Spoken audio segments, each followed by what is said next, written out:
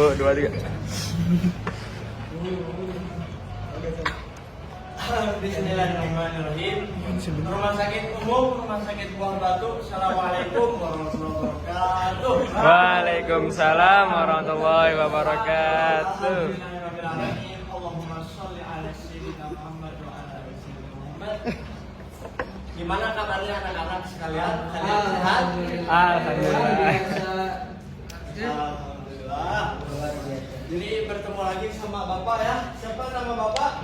Pak Zakaria. Pak Khaldir. Pak Taufik. Ya, jadi sebelum kita mulai pelajaran hari ini, alangkah baiknya kita berdoa dulu. Mang Obing. Ya, berdoa dipimpin oleh Muhammad Furqan. Ayo, mari kita berdoa dulu. Teman-teman berdoa dan syukur. Oke, alhamdulillah ya. Jadi dengan berdoa hati itu lebih tenang gitu ya. Di bawah terik matahari ini jadi kita bisa lebih tenang untuk mengikuti pelajaran di hari ini. Terus yang selanjutnya silakan absen. Yang tidak hadir kasih ke Bapak ya. Haldir Pak Haldir. Yang tidak hadir kasihkan ke Bapak secepatnya langsung di WA ya. Nah kemudian sebelum belajar anak-anak silahkan alangkah baiknya lebih indahnya itu duduknya dirapikan dulu coba. Ya. Nah, dirapikan dulu ya. Bajunya yang belum dikancingin, kancingin. Duduknya yang benar biar enak. Jadi santai gitu ya belajarnya. Nah jadi kan kalau gini kan enak gitu ya. Nah terus sebelumnya Bapak pengen bertanya kepada kalian. Sebelumnya kan Bapak sudah mengajarkan kepada kalian materi tentang kisah-kisah baginda Nabi Muhammad SAW. Nah sebelumnya ada yang tahu nggak apa materi sebelumnya? Dari ya silahkan ketua ya Khulafaur Rasyidin ya tentang munculnya Khulafaur Rasyidin gitu ya. Alhamdulillah. Nah kemudian sekarang ada yang tahu materinya apa? Sama. Khulafaur Rasyidin. Ya tentang Khulafaur Rasyidin juga. Tapi di sini Bapak punya suatu gambar di sini lihat coba. Ini gambar apa? Gak kelihatan Pak? Kelihatan nggak yang belakang? Hah? Gambar manusia. Ya, gambar manusia. Di sini ada gambar presiden ya. Siapa? Gedein Pak, gedein Pak. Gedein Pak, Ini kerja Pak. Nih. Bisa digedein Pak. Ya Pak, Netanyahu dan Jokowi. Gak kelihatan mana di sini. Gitu Pak. Kelihatan nggak? Kelihatan. Kaget Pak, kaget saya Pak. Nah, apa ini bacaannya? Tak kenal maka Taruh. Kenalan Pak. Kenalan. Ya, jadi kita harus kenal presiden ini. Jadi presiden pertama siapa? Soekarno. Presiden kedua siapa ini? Soeharto. Nah, sampai yang sebelum terakhir ini siapa namanya Bapak Jokowi Widodo. Jadi sebelum kita kenal, maka kita harus ta'aruf dulu biar kenal gitu. Di dalam Al-Qur'annya kan lita'arufu wa ja'alnakum qabaila syu'uban wa qabaila lita'arufu. Jadi agar kalian itu saling mengenal satu sama lain. Nah, kalau kita pengen mengenal sosok-sosok tersebut presiden, maka kita harus berusaha mencari informasi, data-data tentang beliau ini. Nah, yang disebut dengan biografi. Gitu, biografi para pemimpin presiden di Indonesia. Nah, maka sekarang kita akan belajar juga biografi atau kita kenalan juga dengan pemimpin-pemimpin pada setelah zaman Nabi Muhammad SAW itu pada masa Khulafaur Rasyidin. Nah itu yaitu biografi Khulafaur Rasyidin. Jadi kita sekarang akan belajar tentang biografi Khulafaur Rasyidin. Sekarang sebutkan salah satu sahabat Nabi yang kalian idolakan. Coba salah satunya apa? Rata-rata siapa yang ada idolakan? Abu Bakar Rasyidin.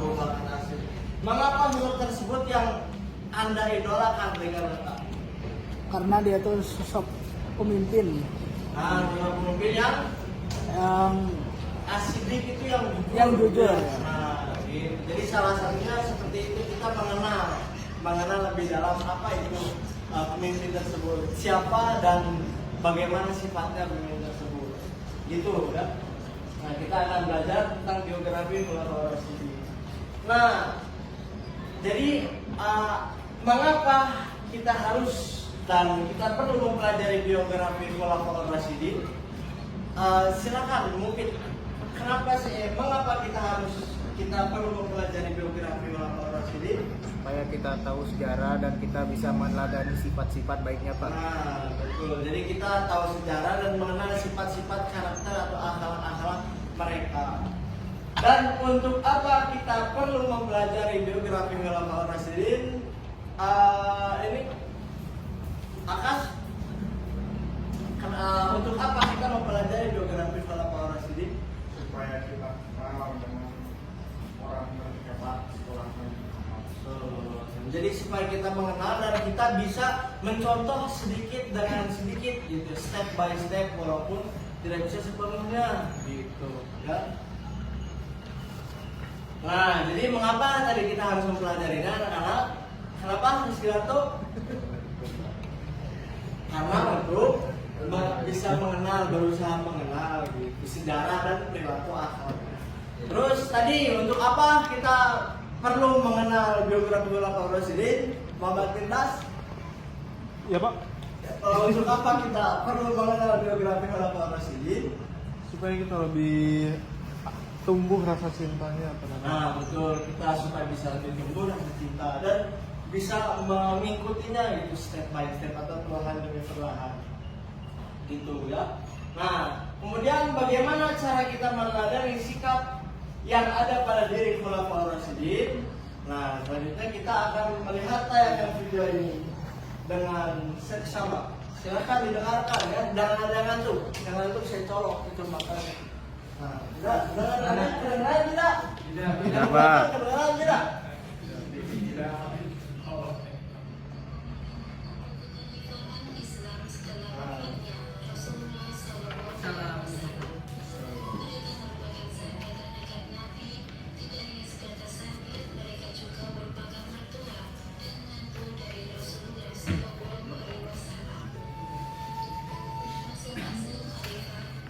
Ini yang belakang kelihatan ya?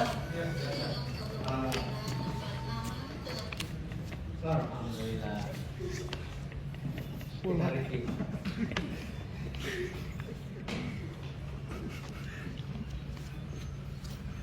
Nah, tadi setelah kita menonton videonya,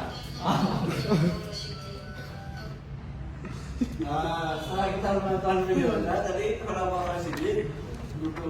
Jadi salah satu Khulafaur Rasyidin itu tadi siapa sebutkan salah satunya? Abu Bakar Siddiq, Umar, Utsman, Ali.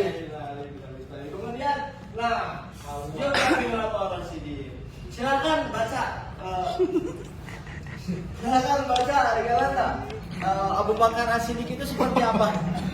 Abu Bakar Siddiq 573. Nama lengkap Abdullah bin Abu Quhafa, Khalifah 632 sampai 634 Masehi. Julukannya itu As-Siddiq. Oke, Masya Allah ya. Sahabat Khulafaur Rasyidin ini salah satunya Abu Bakar gitu ya. Kenapa Abu Bakar As-Siddiq ini dinamakan dengan As-Siddiq? Karena beliau itu terkenal dengan kejujurannya gitu ya. Kemudian orang pertama yang masuk Islam dan dia dikenal karena kejujurannya dan keberaniannya dalam membela agama. Nah, kemudian pada masanya ia berhasil mengatasi gejolak murtad dan memimpin perang Ridha melawan pemberontak yang menolak membayar zakat. Nah, jadi apa tadi julukan Abu Bakar itu adalah artinya apa? Ya, jujur. Punya sifat jujur. Oke, pintar. Nah, kemudian selanjutnya ada Umar bin Khattab. Silakan baca gimana ini Umar bin Khattab Muhammad Iqbal Al-Mubarak. Umar bin Khattab dijuluki Al-Faruq yang membela. Nah, Masya Allah ya, Umar bin Khattab ini Masya Allah. Beliau itu Al-Faruq, ya, ini yang membedakan antara Al-Haq dan Al-Batil. Gitu ya. Nah, jadi siapa tadi? Satunya Abu Bakar. Nah, Abu Bakar ini dijuluki dengan Siddiqo. As-Siddiq gitu. Hab. So. Nah, kemudian nomor 2 siapa? Umar. Al-Furqan Bakri. Bakri. Al-Faruq diberi julukannya Faruq. Yang artinya apa? Faruq pembeda. Nah, gitu ya, Masya Allah ini Sayyidina Umar bin Khattab. Nah, itu di bawah pemerintahan wilayah Islam meluas secara signifikan ke Persia, Syam, Suriah, Mesir, dan Irak. Masya Allah beliau. Terus selanjutnya ada Sayyidina Utsman bin Affan. Silakan baca Muhammad Al-Asnaran. Nah, ini Utsman bin Affan. Nah, Masya Allah, ya teman-teman, kita ketahui. Jadi seperti ini teman-teman. Zaman dahulu, jadi ada salah satu sahabat Nabi yang beliau satu rakaatnya itu menghatamkan Al-Quran dari awal sampai akhir lembaran. Ya ini dikenal beliau yaitu masyhur dengan disebutnya juga dengan Sayyidina Utsman bin Affan. Sayyidina Utsman bin Affan ini beliau salah satu sahabat Nabi pada zaman dulu yang menghatamkan satu Al-Quran, satu mushaf dalam satu rakaatnya. Nah, kemudian ada sahabat-sahabat lain juga yang menghatamkan Al-Quran. Nah, gitu. Jadi beliau saking cintanya, Masya Allah, kepada Al-Quran bisa menghatamkan. Tentunya ini di sholat sunnah biasanya ya, bukan di sholat jamaah banyak jamaah. Tadi siapa nomor 3? Utsman bin Affan. Nah, kemudian yang terakhir. Nah, silakan. Baca teh. Masya Allah. Masya Allah. Masya Allah. Sayyidina Ali ini beliau sahabat Nabi sekaligus menantu baginda agung Nabi Muhammad Sallallahu Alaihi Wasallam. Beliau itu dijuluki dengan Babul Ilmi. Apa? Babul Ilmi. Nah, jadi qala Nabi Sallallahu Alaihi Wasallam, "Ana Madinatul Ilmi wa Ali babuha." Saya kotanya ilmu dan Sayyidina Ali inilah pintunya ilmu-ilmu. Nah, gitu. Jadi tadi siapa? Siapa teman-teman? Sayyidina Ali bin Abi Thalib.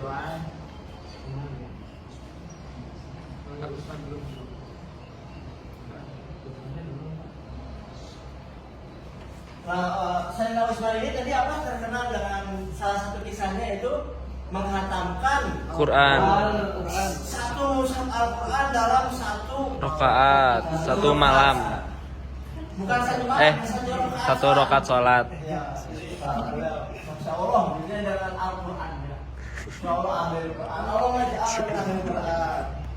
Amin. Amin. Amin. Nah, kemudian sekarang ada pembagian diskusi kelompok. Nah, gitu ya. Nah, sebelum diskusi kelompok, jadi kita ambil salah satu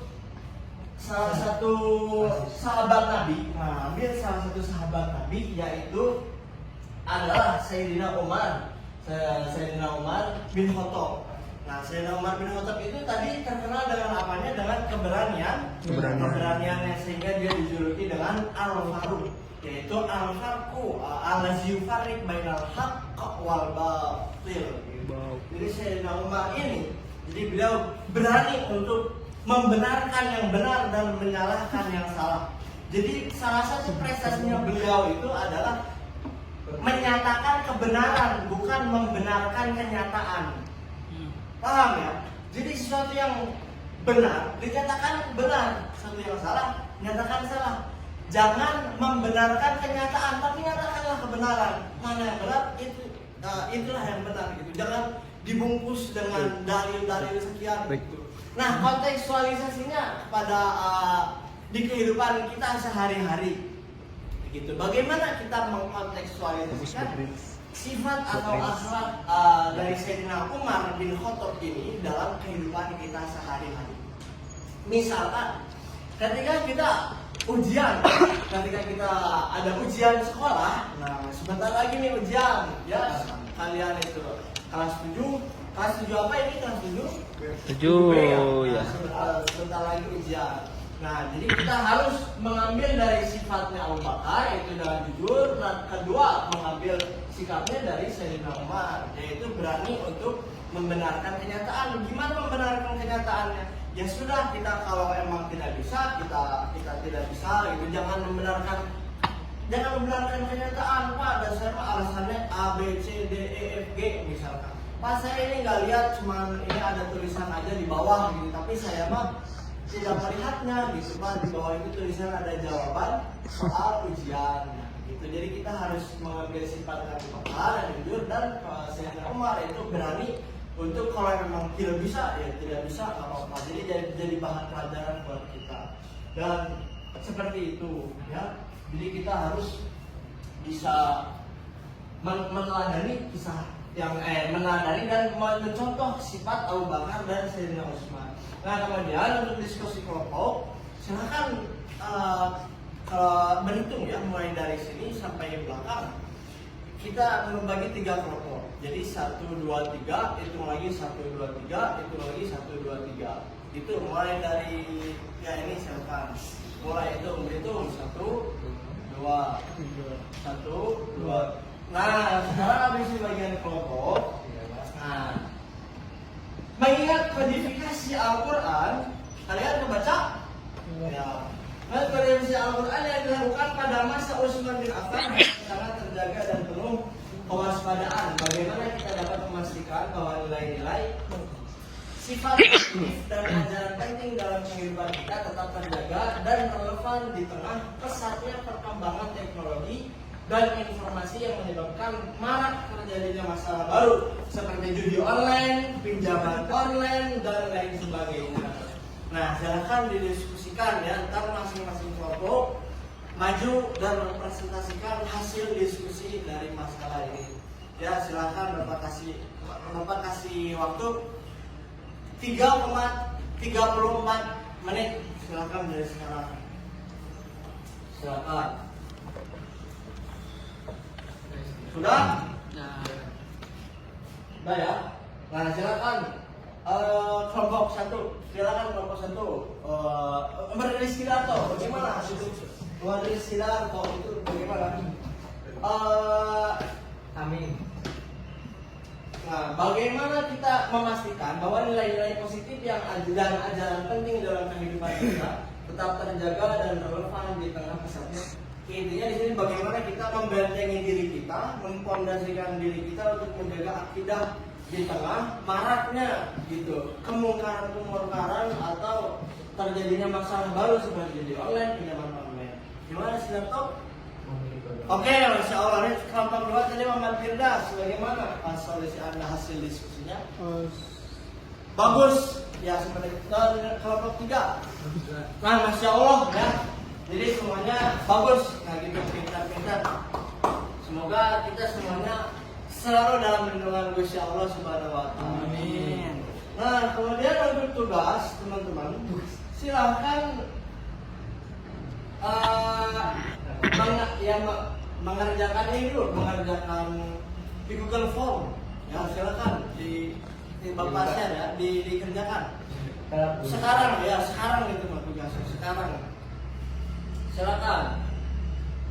Nah, tuh udah kirim. Silakan dikerjakan ya. Nah, kemudian di sini nanti langsung dikumpulkan. Nanti langsung ada hasilnya di sini di Bapak. Nanti yang di bawah rata-rata ada remedial ya. Nanti ada remedial yang di bawah rata-rata, nanti Bapak catat namanya. Nanti Bapak umumkan. Nah, ini langsung mulai nama-namanya yang remedial. Salah satunya Adi Irfan, Muhammad Iqbal Mubarok, kemudian Muhammad Rizkidato. Nah, silakan ya yang remedial ini silakan dikerjakan lagi, terus langsung dikumpulin lagi gitu ya. Nanti Bapak pisahkan dengan remedial dan yang tidak remedial. Nah, kemudian ada mengerjakan lembar kerja peserta didik. Nah, silakan LKPD-nya ya. Nah, itu LKPD-nya dibuka ya. Dibuka di halaman, nggak usah semuanya, jangan semuanya. Nanti kebanyakan. Halaman 2, 4, 5, 6. Halaman 2, 4, 5, 6 dibuka. silakan itu Mupit dibuka LKPD halaman 2456 ya, silakan dikerjakan. Nah, semuanya itu ntar itu buat pekerjaan rumah ya, buat pekerjaan rumah di LKPD.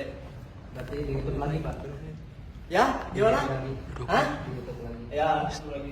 Ditandain ya di LKPD-nya. Nah, kemudian seperti yang kita ketahui, nah tadi kita udah mengetahui ya salah satu julukannya Abu Bakar apa? As-Siddiq, yang artinya. Kemudian yang kedua apa? Sayyidina Umar, yaitu julukannya Al-Faruq. Kemudian Sayyidina Utsman itu dikenal dengan beliau Al-Quran, mengkodifikasi Al-Quran, merawat Al-Quran sampai hingga beliau itu menghatamkan Al-Quran dalam satu rakaat sholatnya. Nah, kemudian ada Sayyidina Ali, yaitu ada dengan gelarnya itu Babul Ain. Nah, kemudian seperti ini teman-teman, seperti ini ya anak-anak. Dalam biografi Khulafaur Rasyidin, Abu Bakar, Umar, Utsman, Ali, kita bisa mengambil hikmahnya dalam menghadapi tantangan zaman modern, terutama dalam konteks kepemimpinan, etika, dan persatuan umat. Nah, konteks kepemimpinan tadi dalam kepemimpinan negara Indonesia ini, jadi kita bisa mengambil pelajaran dari zaman-zaman para ulama Rasyidin ketika beliau memimpin. Kemudian etika dan persatuan umat. Sebagai individu, kita diajak untuk introspeksi dan meneladani mereka dalam berbagai aspek kehidupan, baik dalam ibadah, bekerja, maupun bermasyarakat. Nah, dengan mengambil teladan dari mereka, kita dapat berupaya menjadi pribadi yang lebih baik dan turut serta mewujudkan masyarakat yang harmonis, adil, dan sejahtera. Nah, seperti itu ya teman-teman, tadi sudah dijelaskan bahwasanya dari kesekian Khulafaur Rasyidin itu, yaitu ada 4 sahabat-sahabat Nabi. Nah, dijelaskan bahwasanya mereka itu memiliki sifat-sifat mulia, akhlak-akhlak mulia yang bisa kita tiru secara perlahan, yang bisa kita tiru secara pelan-pelan ya, untuk diaplikasikan di kehidupan kita masing-masing. Gitu ya, maka teman-teman kita harus jujur ya dalam segala apapun. Nah, ada orang bijak berkata, kejujuran itu adalah kunci pintunya kesuksesan. Nah, dan kesuksesan itu berawal dari 1000 gagalan. Nah, jadi kejujuran itu sangat penting ya teman-teman. Maka mari kita tanamkan benih-benih kejujuran dalam kehidupan kita. Kemudian dari Sayyidina Umar, kita harus berani menyatakan kebenaran dan tidak membenarkan kenyataan. Sayyidina Utsman ya teman-teman, kita harus baca Al-Quran ya, jangan lupa. Walaupun kita sesibuk apapun, kita usahakan untuk membaca Al-Quran, jangan lupa. Karena Al-Quran ini nanti akan menjadi syafaat di akhirat nanti bagi yang membacanya atau yang mengamalkannya. Kemudian dari Sayyidina Ali, Masya Allah ya, babul ilmi. Nah, beliau adalah kotanya, pintunya ilmu yaitu dari bersumber langsung dari mertua agung, yaitu Nabi Muhammad SAW. Nah, seperti itu teman-teman ya. Nah, sebelum itu silakan KM-nya di absen ya, sebelum kita tutup di absen dulu, di absen lagi. Siapa tahu ada yang keluar atau enggak, atau yang tidur itu tidak di absen. Nah, kemudian silakan dipimpin doa lagi oleh ketua kelas. Belum kita pulang, mari kita berdoa. Selesai. Oke, terima kasih ketua kelas ya. Mungkin cukup sekian dari saya. Ada cucian di rumah Desi. Cukup sekian dan terima kasih. Assalamualaikum warahmatullahi wabarakatuh. Waalaikumsalam warahmatullahi wabarakatuh.